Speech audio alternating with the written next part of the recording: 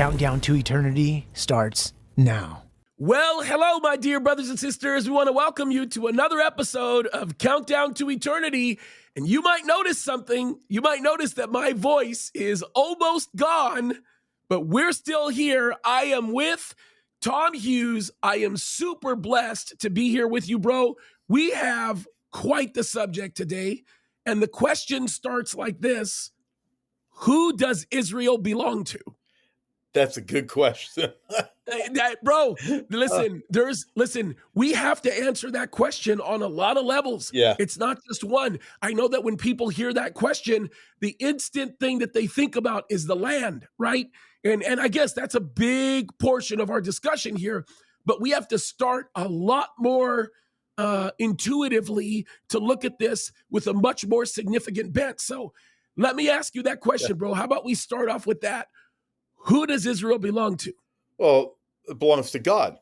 And then from there, and you do have to understand, in order to understand this, you have to understand the spiritual side of this whole dynamic. And the problem that's taking place right now is everybody's looking at the geopolitical side. I don't care if it's people on the right or people on the left. Oh, yeah. So then they get all their arguments. Why give money to Israel? We need to give money to Israel, all this different stuff, right? But it belongs to God, and God is the one who's determined everything belongs to the Lord. What happened was God decided that God had to choose a people for the Messiah to come from. And who did he choose? He calls Abram. Well, in this whole plan of God to bring about the Messiah, guess what? He had to choose a people. So it's Abraham. And then it's Abraham, Isaac, and Jacob. It's very clear. It's the sons of promise. So he chooses a people for the Messiah to come from. Well, guess what? It has to be a people, and they also have to have a land. He chose the land for them. He even chose the city for them, which is Jerusalem. So all of this goes back to the spiritual dynamic that God has chosen a people for the Messiah to come from. He could have chosen anybody else. He had to choose a people, though. Hence, that's why we read in the Bible that Israel is God's chosen people. And he had to choose a land for them to live in. He chose the whole thing. And in fact, James, I know you know this, I think it's 152 times in the King James Bible, God says, Zion is mine.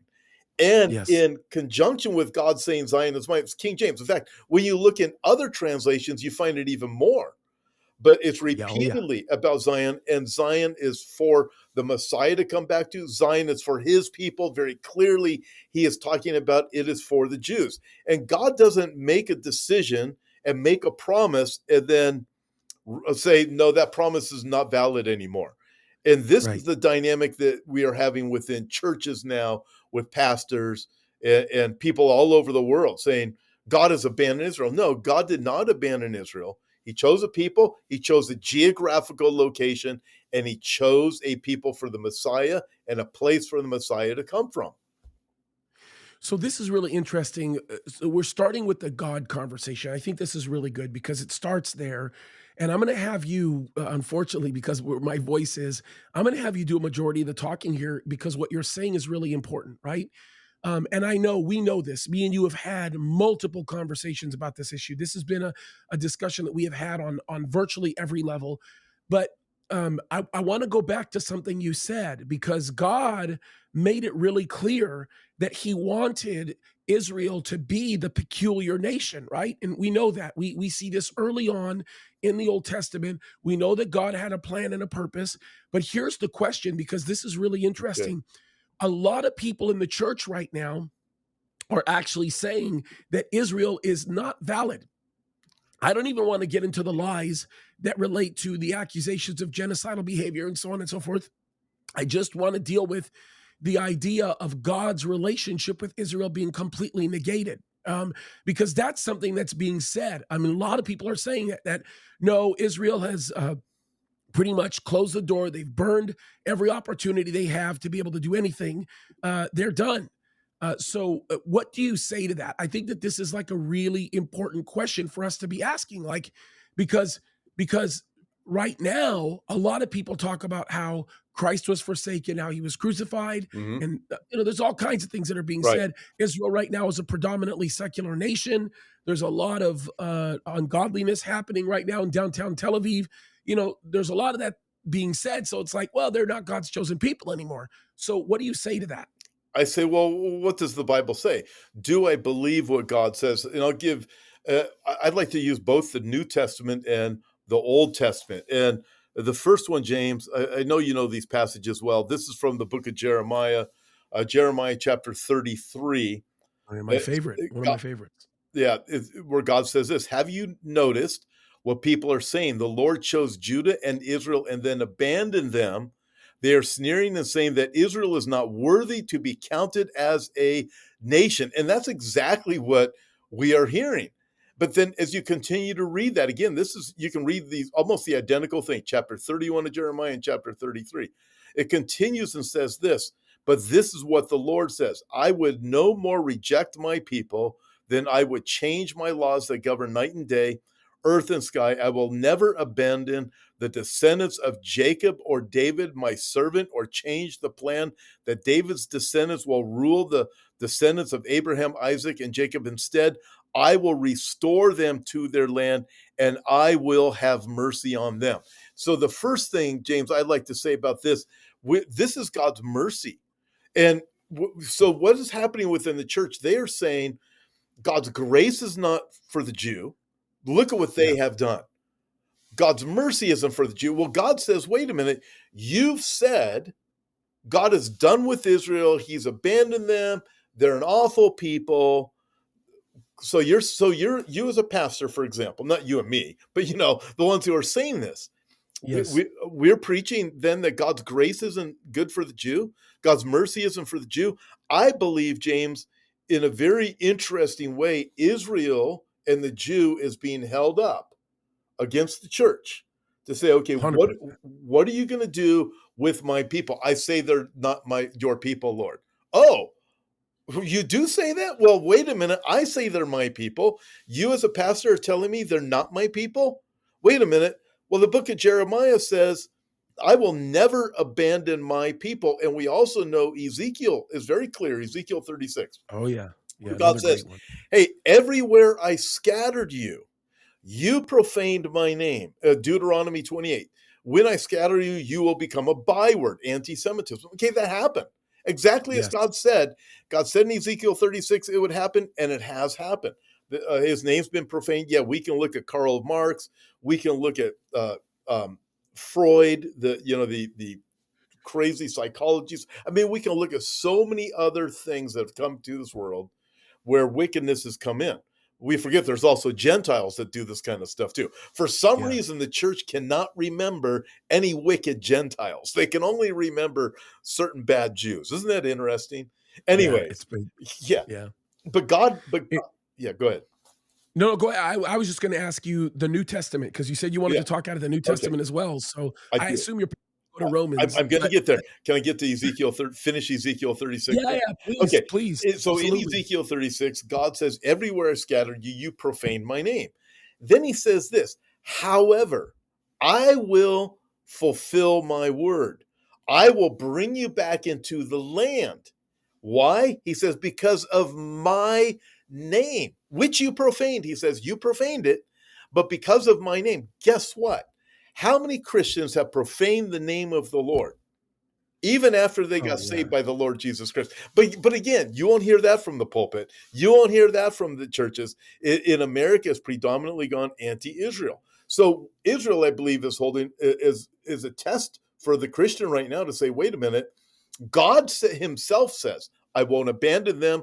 I have a covenant with them. Listen, if we can't trust God's covenant with Israel, how can we trust God to keep any covenant he makes? Okay, oh, 100%. so this Old Testament, in fact, we could work that out a lot more from the scriptures if we got time.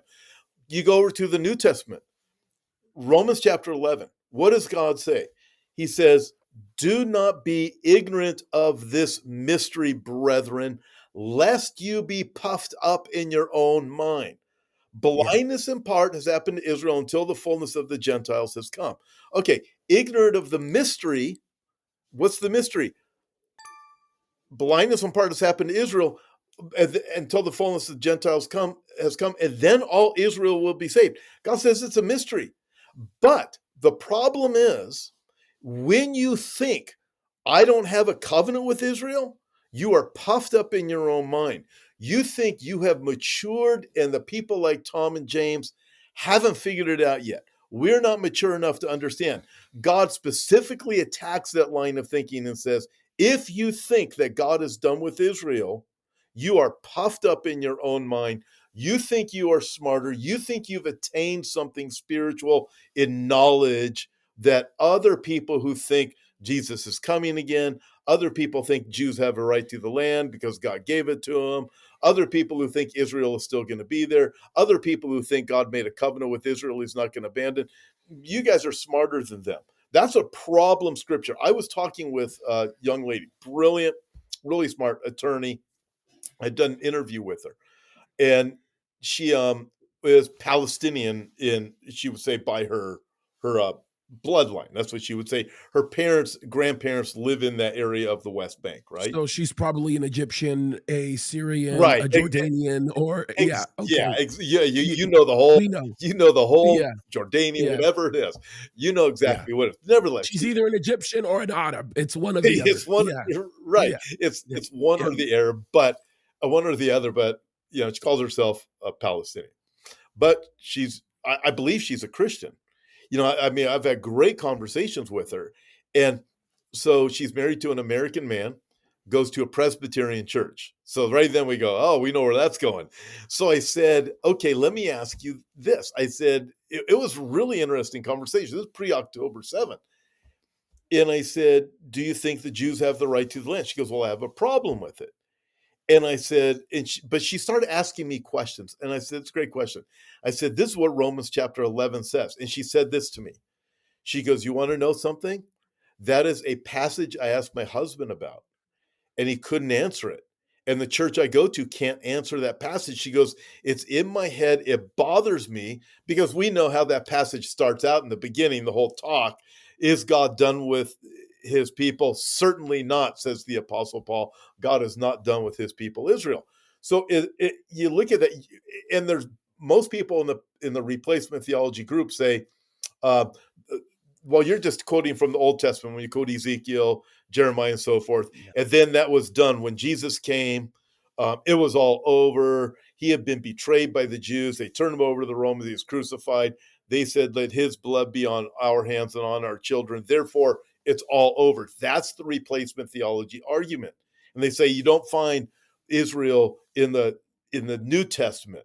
And then they'll make the argument of, like Paul says, not all Israel is Israel, and they twist that from Romans chapter 9, I think it is, right?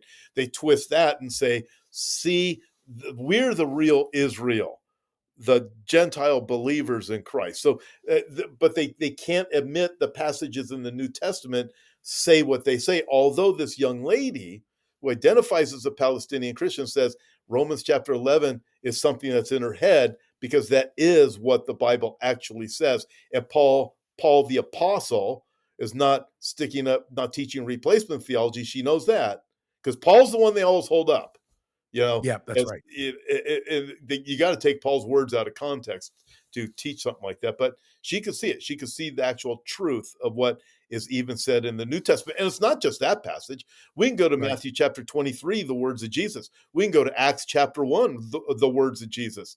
I mean, you can start looking, not to mention many other passages that we have in the New Testament. But clearly, you take Jeremiah 31 and 33, Romans chapter 11, they're like sister passages. 100%. 100%.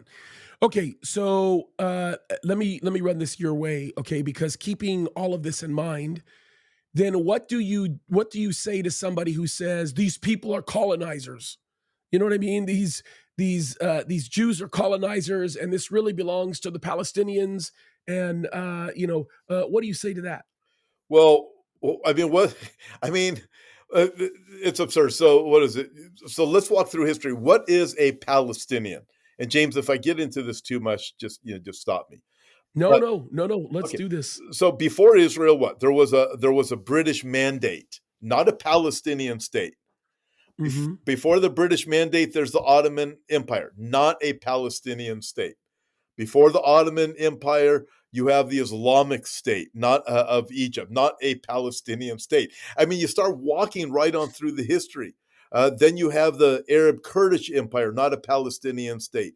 After that, you have the Christian kingdom, the Frankish and Christian kingdom of Jerusalem, not a Palestinian state. So you follow the history of the actual land.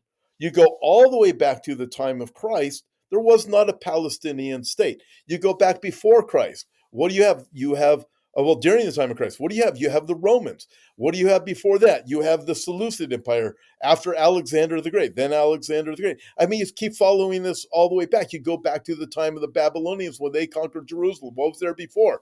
You have David, you have Solomon, you have the time of the kings. You have God gave them the land. David even purchased the area of Mount Moriah from Araunah the Jebusite. He purchased it. Legally, he purchased it.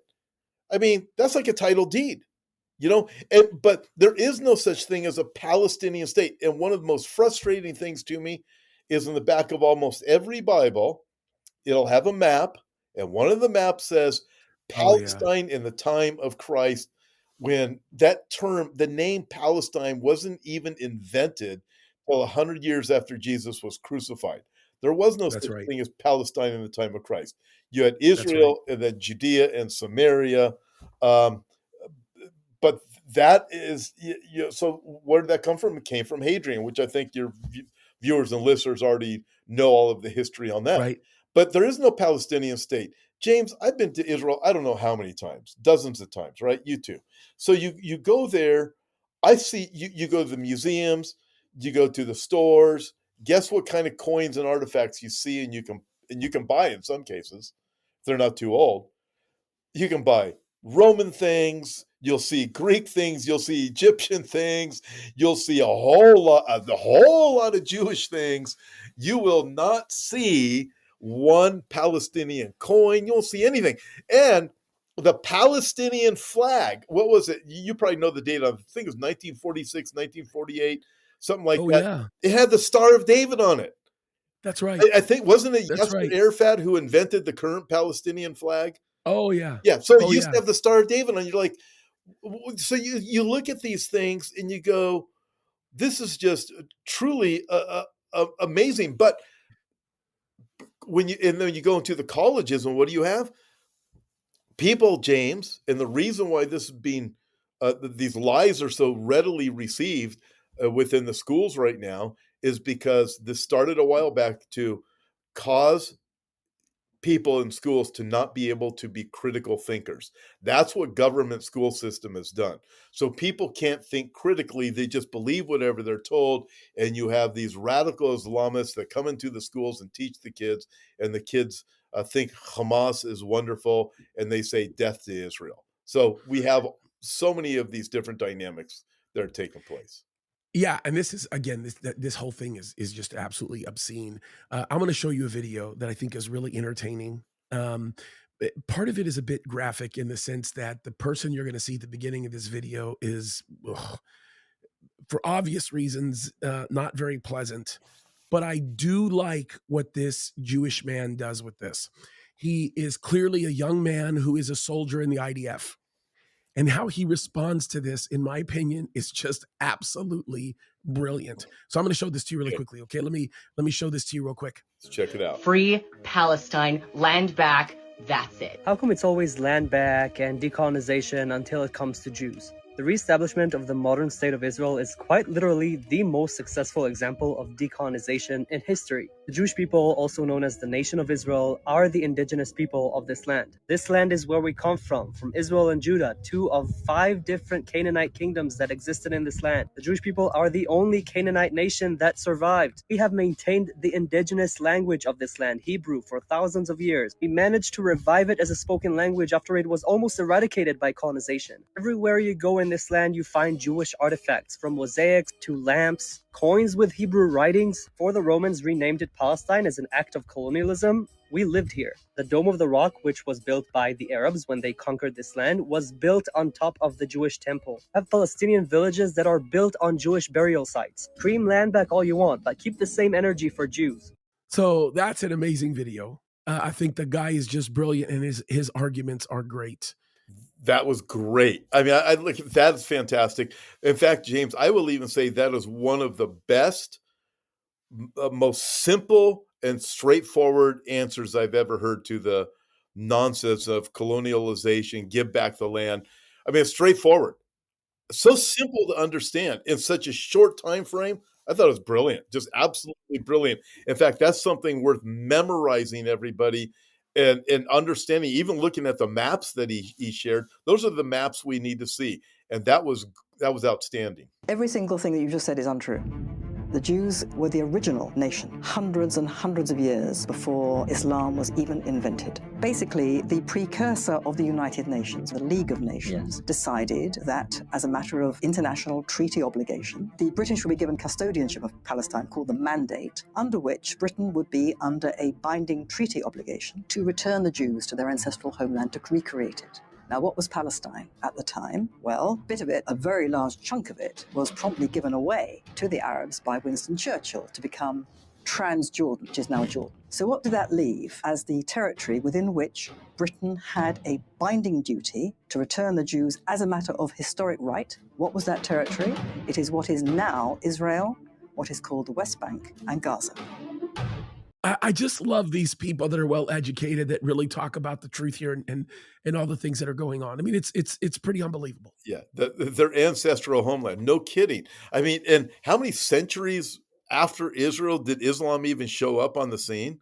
Oh yeah. And then you fast Yeah. forward, you realize really this, even the Grand Mufti, the guy who trained Hitler to kill the Jews, he Yes. even said, I think it's even in a book, and you can find the book in a museum down in the old city, that the Temple Mount is where the Jewish temple used to be, where the gold dome is. He even says Yes. that.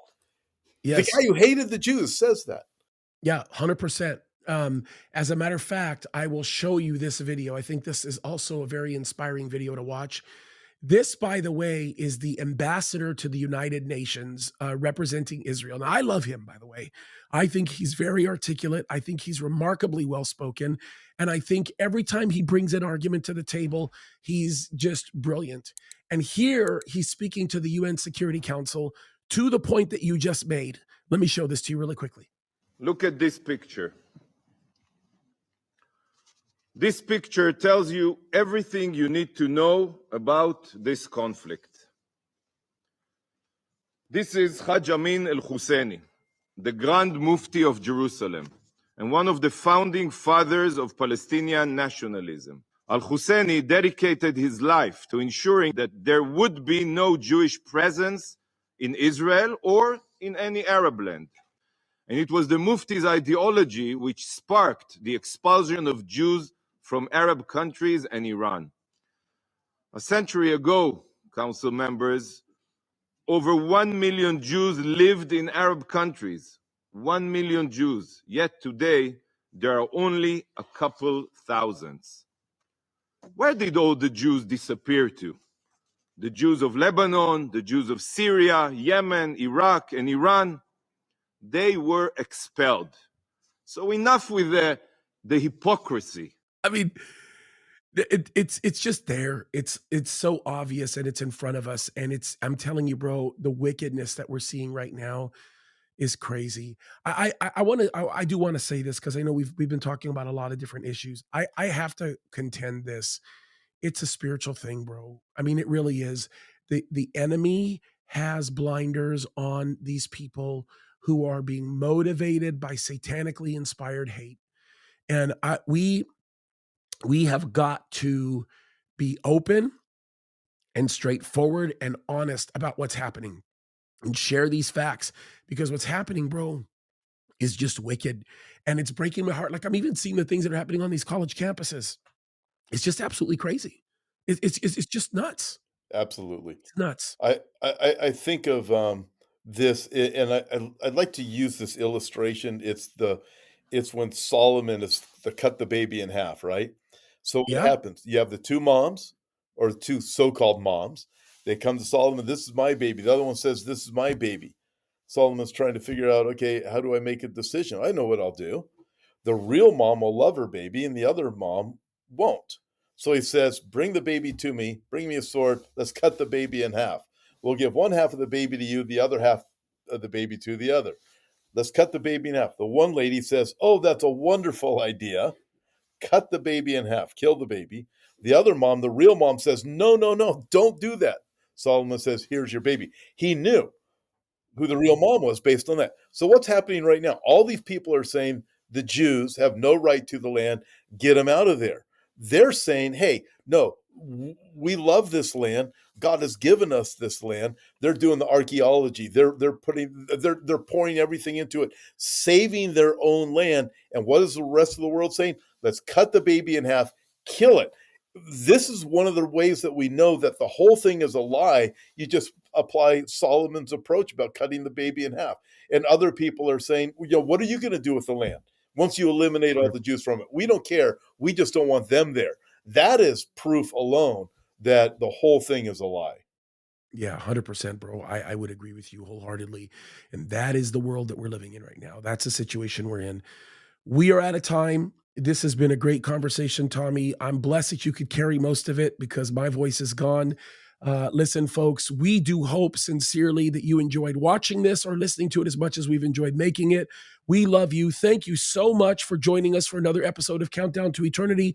On behalf of one of the great ones, Tom Hughes, this is James Kaddis. We love you guys so much. Keep fighting the good fight because Jesus is coming soon. God bless you.